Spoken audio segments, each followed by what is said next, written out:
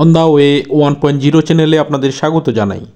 আজকে আপনারা শুনবেন কালকুটের লেখা কোথায় পাবো তারে বইয়ের 10ম পর্ব। আপনাদের সাথে আছি আমি অজয় সরকার। তাহলে শুরু করা যাক।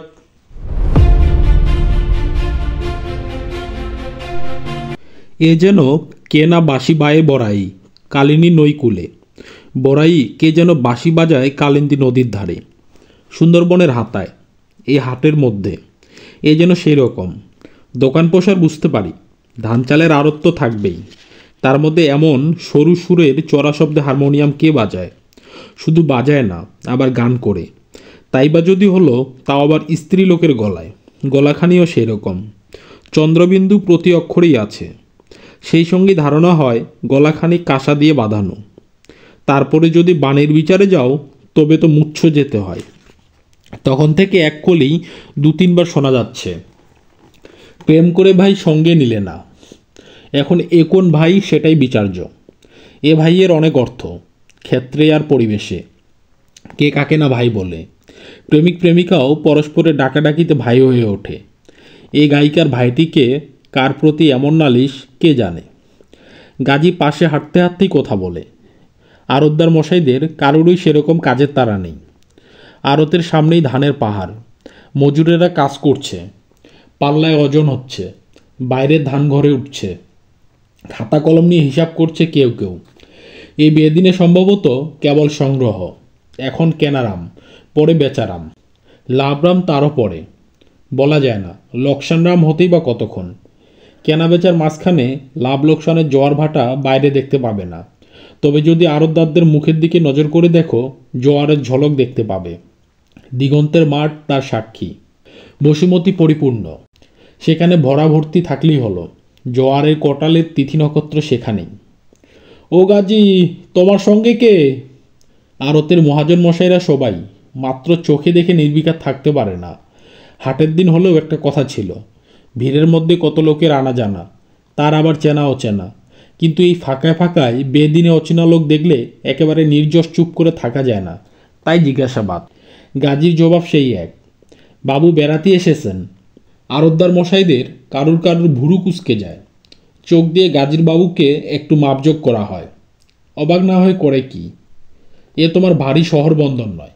এই নোনাগাঙ্গের কূলে বাদারগঞ্জে কেউ আবার বেড়াতে আসে নাকি? বুড়ো আড়তদার মশাই ভুরুক ভুরুক হুকা টানেন, হেসে বলেন, এখানে আর কি দেখবেন, খালি ধান আর চাল। পথে বেরোনোর কারণ যদি শুধু তাই হয়, তবে বলি, এ পাপ চক্ষে তাই বা দেখতে পাই কোথায়? ধান চাল তো নিজের সীমায় আর তেমন নজর পড়ে না। তবু সোজাসুজি কথার একটা জবাব দিতে হয়। এই একটু নতুন জায়গা দেখা আর কি। ওই সেই। আড়তদার বৃদ্ধ হুকার চুমো থামিয়ে বলেন, যেখানে যাবেন সেখানেই এক। এদিকে গেলে মাঠ, ওদিকে গেলে জল, মধ্যখানে এই বাজার। বসেন না, বসেন এসে। বসবো না, বসতে চাই না। তবু বুড়ো মানুষের ডাকটি বেশ। সেই এসোজন বসোজন বলে বাংলায় একটা কথা শোনা ছিল, সেই রকম মনে হলো। কাজকর্ম আছে, তার মধ্যে লোকজনের আসা যাওয়া, চেনা অচেনা কথা নেই। থাকতে আসনি, রাখতেও চাই না। একটু বসে যাও। এসেছ আমাদের দেশে, একে বলে সাবেকি শালীনতা, যার মধ্যে একটু প্রাণের সুরে রেশ পাওয়া যায়। তাও বোধ হয় এই বয়স বলেই এখনও এটুকু শোনা যায়। আগামীকালের কালীনগরগঞ্জের কোনো বৃদ্ধ আড়তদার এ কোথাও আর বলবে না। তার চালচলন হবে আলাদা।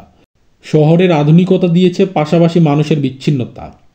মানুষে তা নিক বা না নিক, সময়ের ফের বুঝে স্রোত ধরে বিচ্ছিন্নতার টুকরো টুকরো করে দিয়ে যাচ্ছে। সে কেবল আপনা বোঝে, তাইতেই সে হাসল। দুসরাকে সে দেখবে কখন? সেই ধারা কি এখানেও চোয়াচ্ছে না? চোয়াচ্ছে, আসছে।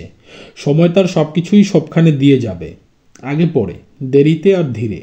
যোগের সুতো এখনও কিছু এইসব মানুষদের হাতে, যাদের মুখ হয়তো সামনের দিকে এখনও ফেরানো, কিন্তু হাঁটা শুরু হয়েছে পিছনে, যেদিকে সূর্য পাটে নামে। পরন্ত রোদ যাদের মুখে শেষবার আলো দেয়। ধন্যবাদ দিতে পারি না কেতাবি রকমে, বলি, বসবো না, একটু ঘুরে ঘুরে দেখি। আড়তদার ফকলা দাঁতে হাসেন, বলেন, দেখেন, তবে ওই দেখবার কিছু নেই। হাটের দিন এলো হতো, দেখতেন কত তরিতরকারি ধান চাল বোঝাই হয়ে যায়, তার সঙ্গে গরু ভেড়া ছাগল, ইস্তক মানুষও। মানুষও? অবাক না হয় পারি না। আড়তদার ফকলা দাঁতে হাসেন, বলেন, তা বাবা অত চমকান কেন? খালি কি ধান চাল তরি তরকারি পশু পাখি বিকয়, মানুষ বিকয় না? কত মানুষ আপনার কতখানি চালান হয়ে চলে যাচ্ছে, বসে থাকবার জো কই। হাটের দিনে দেখবেন মানুষ নৌকা ভরে চলে যাচ্ছে। এখন বাবা বেচা বলেন যাই বলেন, পেটের ধান্দায় কমনেকার মানুষ কমনে চলে যাচ্ছে। একটু তামাক খাবেন? অন্য কোথাও হলে সব কথাগুলোকে ঠাট্টা মনে করতাম। অন্তত তামাক খাবার ডাকে তো বটেই, কিন্তু ভুলে যাই বয়স দিয়ে ভব্যতার বিচার হয় না। পথ চলতি লোক একেবারে কচি কাচাটি নয়। নিজে খাচ্ছেন, আরেকজনকে না বললে কি ভালো দেখায়? তাই আবার ভিনদেশি। বলি না না, তামাক খাবো না। গাজী হেসে বলে, বলি ও বিশ্বাস মশাই, এনারা তামাক খান না, সিগারেট খান, সিগারেট। বিশ্বাস মশাই ঘাড় নেড়ে বলেন, তবু বলা দরকার তো। এগিয়ে যাই আস্তে আস্তে, কিন্তু বৃদ্ধের মানুষ বিকোবার কথাটা হঠাৎ ভুলতে পারি না। আমি যে চমকে ভেবেছিলাম ধান চাল গরু ভেড়ার মতো মানুষও বুঝি বিকিয়ে যায়, তা নয়। মানুষ শ্রমে বিকয়, সেও এক রকমের বিকনো।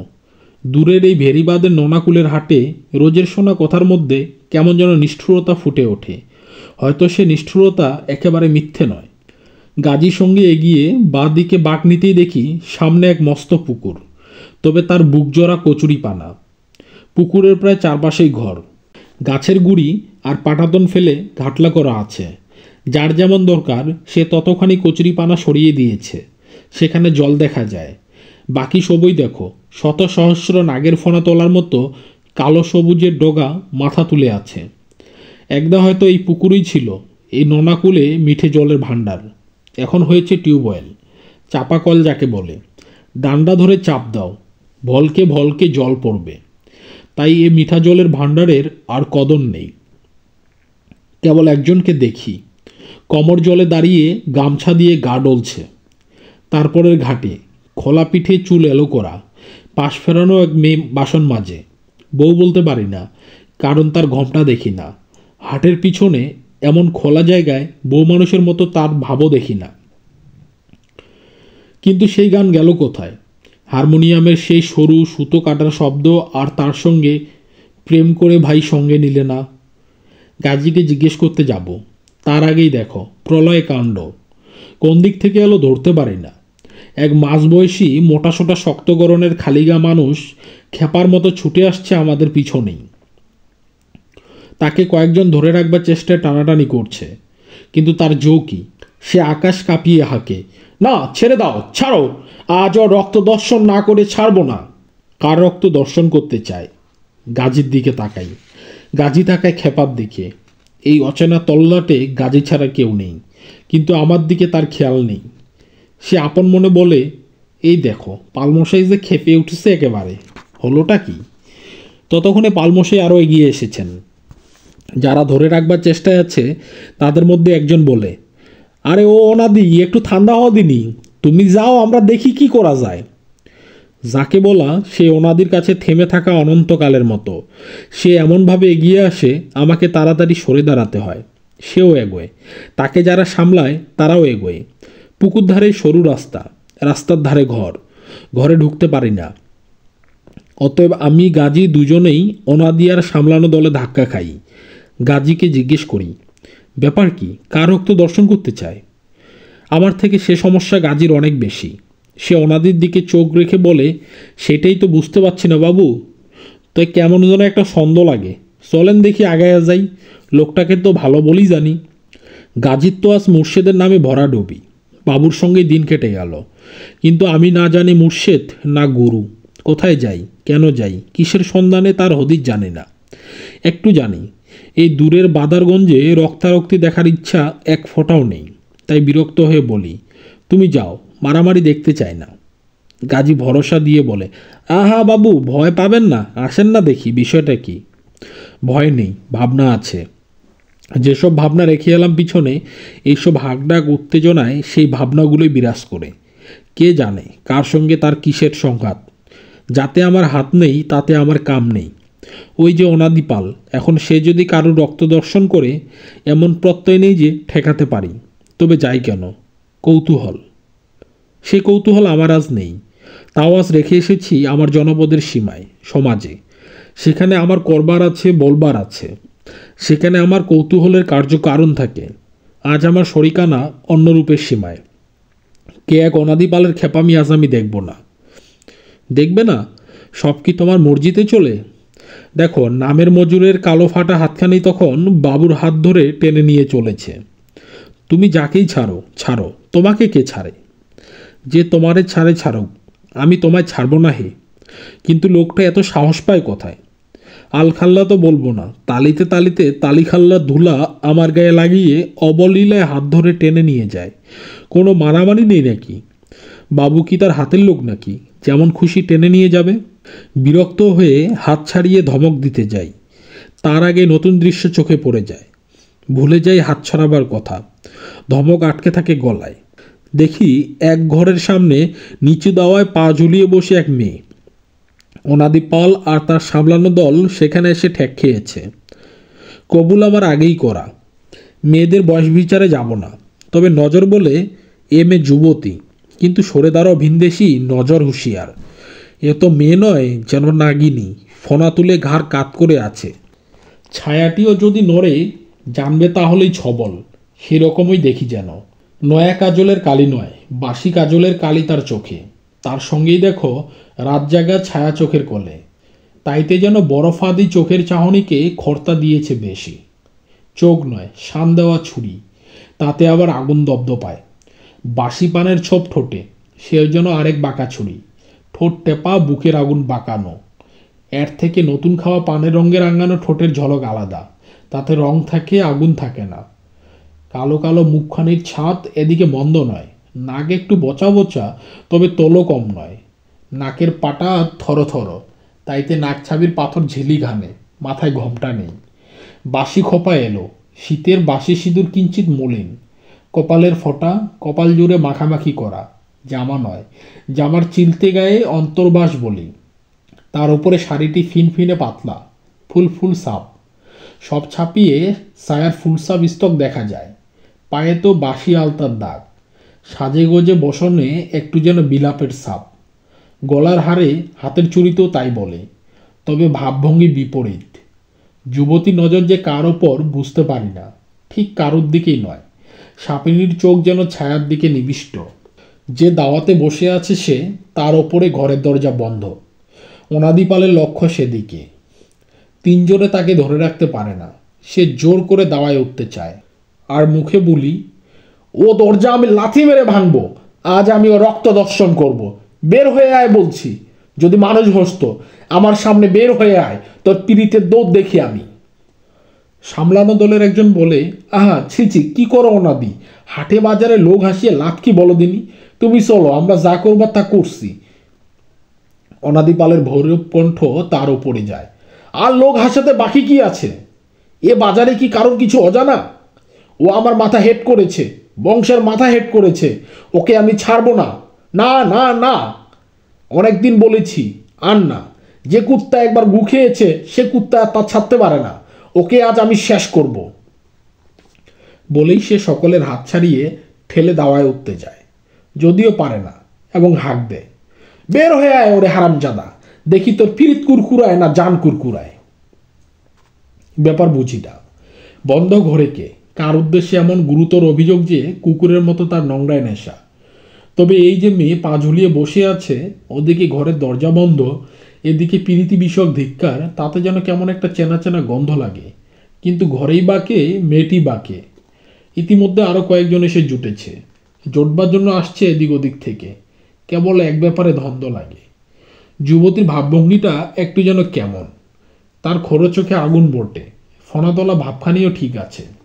ঠোঁটের বাঁকানিতে এমন একটা তুমুল ব্যাপার যেন ভারী তুচ্ছতায় খান খান। আর নজর যদি ঠিক থেকে থাকে, তবে একটা জিনিস ঠিক দেখেছি, অনাদি পাল যতই ঠেলাঠেলি করুক, দাওয়ায় উঠে দরজা লাথি মারা যেন তার ক্ষমতার অকুল। কথায় কিসে বন্ধন করেছে এমনি ধরা যায় না। মনে হয় পা ঝুলিয়ে বসা মেয়ে সেই বন্ধন। অথচ দেখো, এ মেয়ে একবারও চোখ তোলে না অনাদি পালের দিকে। অনাদি পালও তার খেপা ঘরে যেন বড় সজাগ, মেয়েটির দিকে তার নজর পড়ে না। আমি গাজীর দিকে চাই। গাজীর নজর সকলের মুখে মুখে ঘোরে, সে এখন অন্য ঘরে আছে। সামলানো দলের একজন আবার বলে, শোনো অনাদি, পাগলামি করো না, তুমি যাও, আমরা ওকে বের করে আনছি। তারপর মারো কাটো পরে হবে। যাও, তুমি যাও দিনি। এত সহজ নয়। আজ রক্ত সব মাথায়। সে রক্তে আজ আগুন লেগেছে। ভাবে কোথায় বোঝা যায়। অনাদির ধৈর্য আজ অধরা। সে চিৎকার করে, না, ওকে না নিয়ে আর যাবো না। আজ ওর একদিন নয় আমার একদিন। লম্পট ইল্লুতে এই সেদিনে হারামজাদাকে কিরা কাড়িয়েছি, নাকে খত দিয়েছে। গত সপ্তাহে গিয়ে নিজে মেয়ে দেখে এসেছি বিয়ে দেবো বলে, আর সে আবার এখানে। অনাদি পাল দুহাত তুলে ঘোষণা করে, বলি দেব, পাটাকে আজ আমি বলি দেব, বের হয়ে আয়। কি বিড়ম্বনা! সত্যি সত্যি একটা রক্তারক্তি দেখতে হবে নাকি? গালাগালি তোর যেরকম, তাতে কানে জ্বালা ধরে যায়। যারা এসে জুটেছে তাদের মধ্য থেকেই একজন হঠাৎ বলে, অরে অদুলি, একটা কাণ্ডমাণ্ড হবে, তার সে বের করে দেয় না সরাকে। যুবতী ঘাড় ফিরিয়ে তাকায় বক্তার দিকে। ছিলায় যেন টান পড়ে, ঠোঁটের ধনুক আরও বেঁকে ওঠে। এবার শোনো, গলায়ও কেমন ছুরি ঝলকায়। কেন, দুলি কি ঘরে ঢুকে কলে করে বসে আছে নাকি? তোমরা যেখানে, দুলিও তো সেখানেই। তা বটে, কোথায় খুঁত পাবে না। জলজেন্ত তোমাদের সামনে পা ঝুলিয়ে বসে আছে। তার নাম জানা গেল দুলি, কিন্তু এ মেয়েকে, এই ঘরের সঙ্গে তার সম্পর্ক কি? ভিতরের প্রাণীটিই বা কে? এক ব্যাপার বোঝা গিয়েছে, ভিতরের প্রাণীটি একটি ছোড়া। সে নাকে খত দিয়ে কিরা কেটেছে, আর এখানে আসবে না। তার বিয়ের জন্য মেয়ে দেখা হয়েছে, তবু সে এখানে এসেছে। তাতে একটু সন্দেহ লাগে।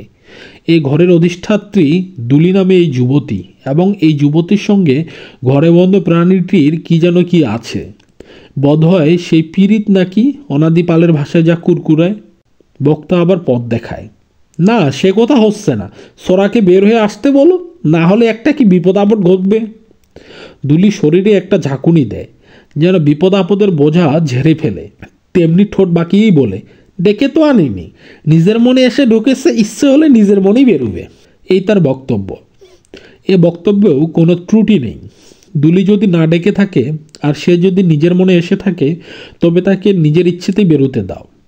হ্যাঁ, কথার ত্রুটি নেই বটে, কিন্তু এ যেন তলায় তলায় স্রোত বয়ে যায়। যে ডুব দিতে জানো সে দেখে নাও, তলে তলে একটা যেন লড়াই চলেছে।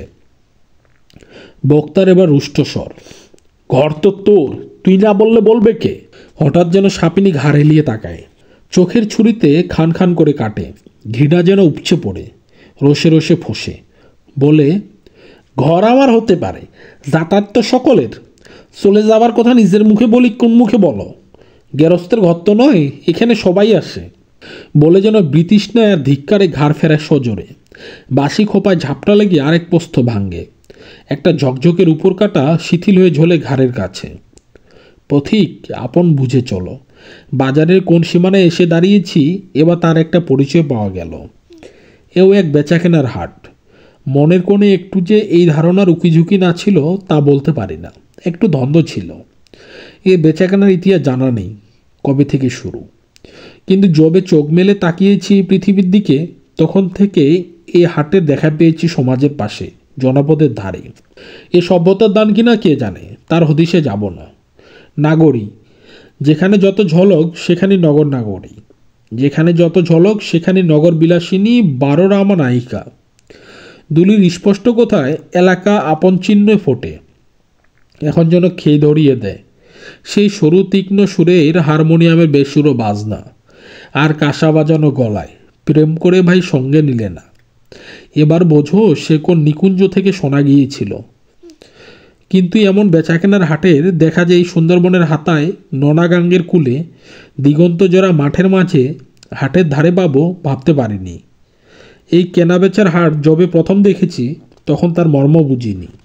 সংসার কবে কাকে চিরকাল কল্পলোকের আলোয় মিনারে বসিয়ে রেখেছে। আলোতে অন্ধকারে ধুলাতে কুলাতে সে টেনে নিয়ে চলেছে।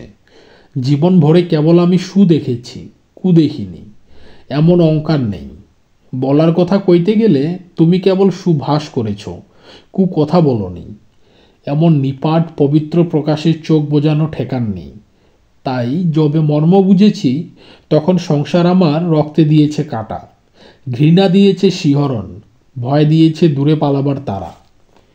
তারপরে এই সংসারের পথে, আপন জীবনে জীবিকায়, চলার চড়াইয়ে উতরাইয়ে নিজের গায়ে পায়ের ধুলায়, কান্না হাসিতে চেতন পেয়েছি। এই হাটের প্রমোদকুঞ্জে বিলাপ বাজে অন্য অন্য করে। এর বাতিল ঝলকের তেল আসলে গ্লানি, যে গ্লানি চোখের আলোর নিচের কালোয়। সলতের বুনোট নিষ্ঠুর পাকে বোনা, পানের পিকে গলা ক্ষতে রক্ত ঢেকে রাখার মতো হাসিটা মর্মান্তিক করুণ। অতএব ওহে মানুষ, নিজের হাতে গড়া বিষপাত্রের গরণখানি দেখো, আপন চোরাই দেখো, দুরন্ত চোরাই।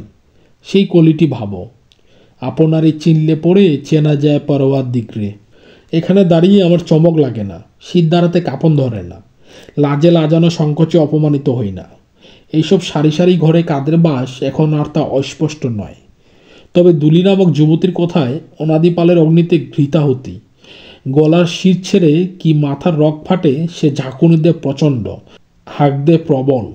ওরে লচ্চা শুয়োর, এখনো যদি না আসিস তবে কিন্তু আমি দরজা ভাঙব, এই তোমরা সবাই সাক্ষী। দুলি তৎক্ষণাৎ দুলে ওঠে, যেন নাগিনী। আগুনের মতো চোখে রক্তের ছিটা লেগে যায়। অন্যদিকে তাকিয়ে বলে, ঘরের দরজা মাগনা নয়, এই ঘরে যখন বাস করি তখন তাহলে ভাঙচুর আমাকে আগলাতে হবে, তারও সবাই সাক্ষী। এবার বুঝি সত্যি সত্যি রক্তারক্তি হয়। এতক্ষণ স্রোত ছিল তলে তলে, এখন ঢেউ জাগে ওপরে। সোজাসুজি ঢেউ তোলে দুলি বিলাসিনী। কেন, ঘর যখন গৃহস্থের নয়, এ মেয়ে বিবাদে কেন যায়? এই যে বাদার হাটে এসে দেখা পেলাম হালের বিল্বমঙ্গল চিন্তামণির। এই রূপের হাটে অরূপের আলো কোথাও দেখি দেখি জ্বলে নাকি? তবে কি এ পিরিতি সেই পিরিতি নাকি? ধরায় ফেরে অধরা চিন্তামণি, ফাঁদ পেতেছে বিল্বমঙ্গল।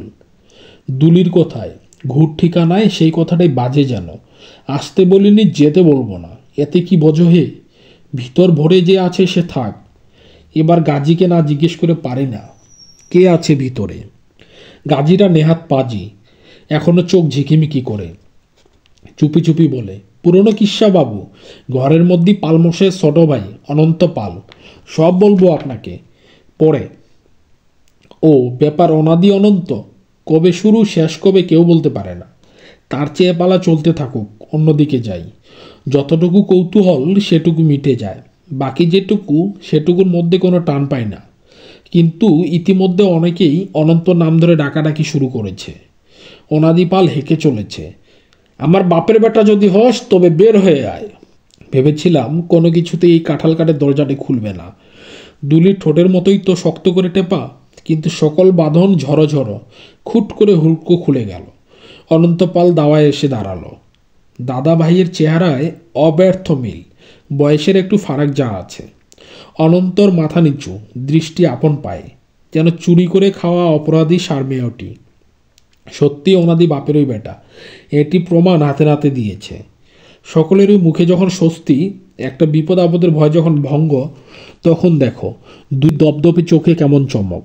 সে অবাক হয়ে ঘাড় ফেরায়, তার ঠোঁট খুলে যায়, তবু নাকছাবির পাথরটা বারেক ঝিকমিকিয়ে ওঠে, যেন স্বপ্নে দেখা বিশ্রাম খরচোখে ছায়া ঘনায়। ইতিমধ্যে অনাদিপালকে তার লোকজন ঠেলাঠলি করে নিয়ে চলেছে। চলো চলো, বিচার যা তা পরে হবে, বের হয়ে এসেছে যখন তখন আর এখানে লেটা বাড়িয়ে কাজ নাই। অনাদিপাল জয়ী। ফিরে যাবার পথেও সে নিজের বাপের বেটার দিকে ঘৃণা ছুড়ে বীর বিক্রমে যায়। অনন্ত নেমে আসতে থাকে পায়ে পায়ে। দুলি আবার ফোনা তোলে। এবার সে ঘা খাওয়া সাপিনী, আরও ভয়ঙ্করী। এবার চোখের সবটুকু আগুনে আগুন। পণ্যাঙ্গনার গোটা শরীরটাই আগুনের শিখা, যেন শীষ দিয়ে বলে, দাঁড়াও। অনন্ত দাঁড়ায়। দুলি বিদ্যুতের মতো ঘরে ঢোকে, আর ঘরের ভেতর থেকে এসে দাওয়ায় পড়তে থাকে নতুন একটি ছাপা শাড়ি, মনোহারী জিনিস কিছু, হিমানি, পাউডার, আলতা, একটা রুমাল, যেন তাতে কিছু টাকা বাঁধা, এক ঠঙ্গা খাবার। তারপরে দরজার পাশে একবার তার মুখ ঝলকে ওঠে, গলা শোনা যায়, ওগুলা নিয়ে যাও। লজ্জা থাকে তো আর এ মুখো হয়েও না। পর মুহূর্তেই প্রচণ্ড শব্দে দরজা বন্ধ হয়ে যায়। কিন্তু আমার যেন মনে হলো দুলির চোখ দুটো চলকানো গাঙ্গের মতো দেখালো। আজকে এই পর্যন্তই। পরবর্তী পর্ব নিয়ে আসছি খুব শীঘ্রই। ভালো থাকবেন। নমস্কার।